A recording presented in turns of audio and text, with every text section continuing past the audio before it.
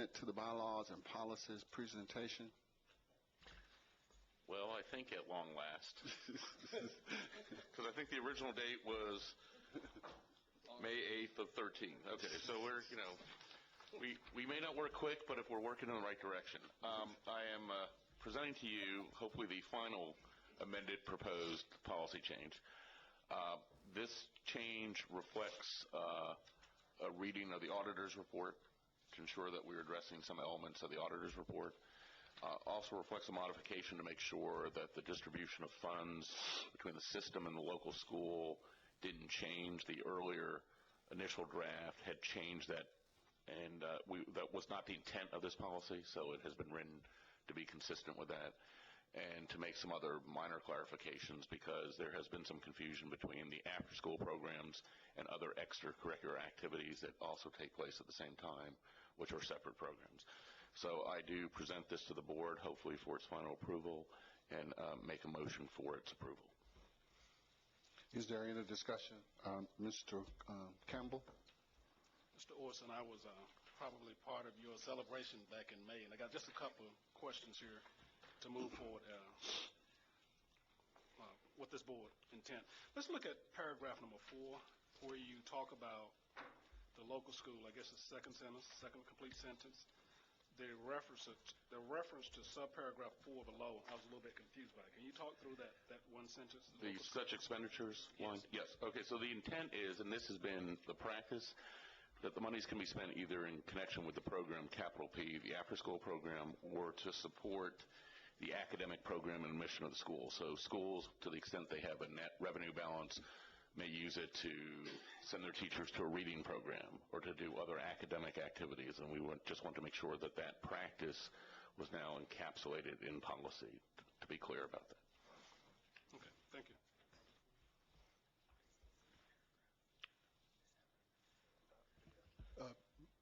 Mr. Bell, Dr. Yes, sir, Bell. Mr. Chairman. Mr. Orson's correct. Yes. There have been a number of iterations of this policy, and for most of the iterations, the initial calculation of the 10%, 90% split would have been a major change. And recently, I think Mr. Orson realized that, and he went back to the way we're doing it now. Okay. If you look at his latest revision,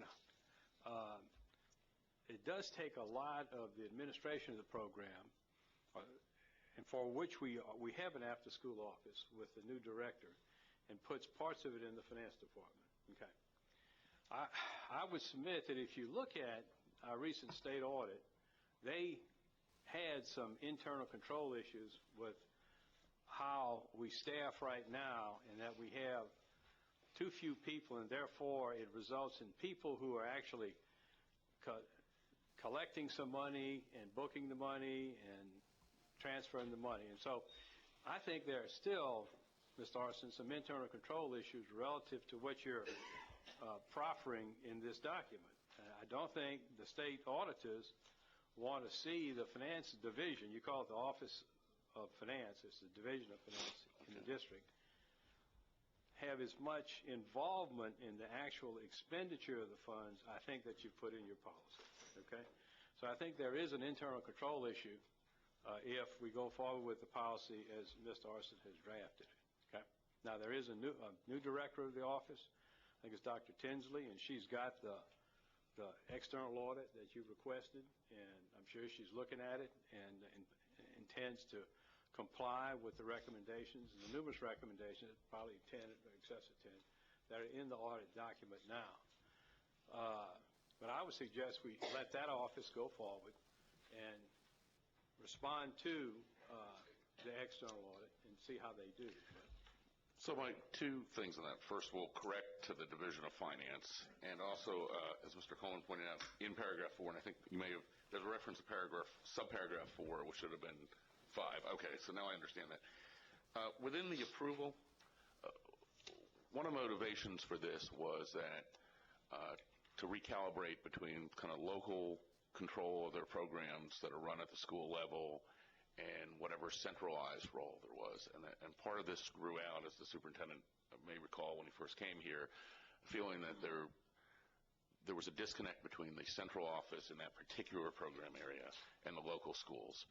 And it had to do with the local schools not being allowed to expend funds in accordance with a broad set of guidelines in a way that they thought supported the academic mission of the school.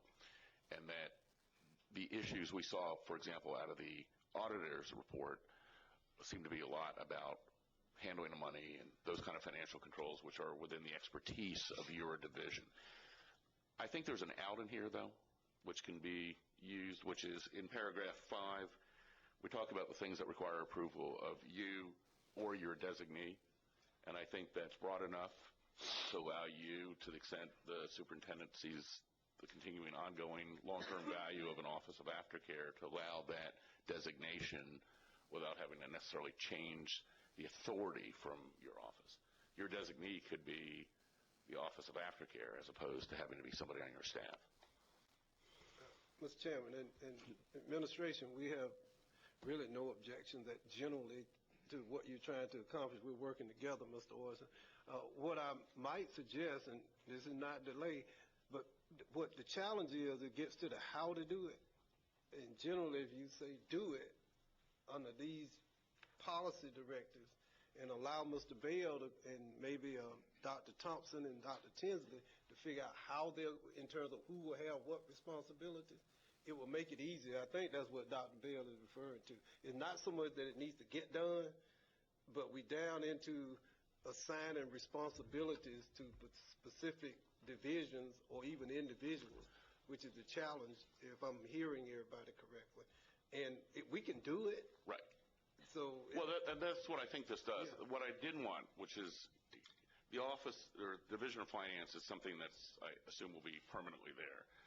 The aftercare office could be there. It could be something else you call it. So I was trying not to write the policy kind of at a sub-level of your administration, which then would have a designation, as we found with other policies, for something that 10 years from now, 5 years from now, 2 years from now didn't exist or had been changed because you reorganized. You're going to have a division of finance, but you may combine after-school programs with, athletics for all we know.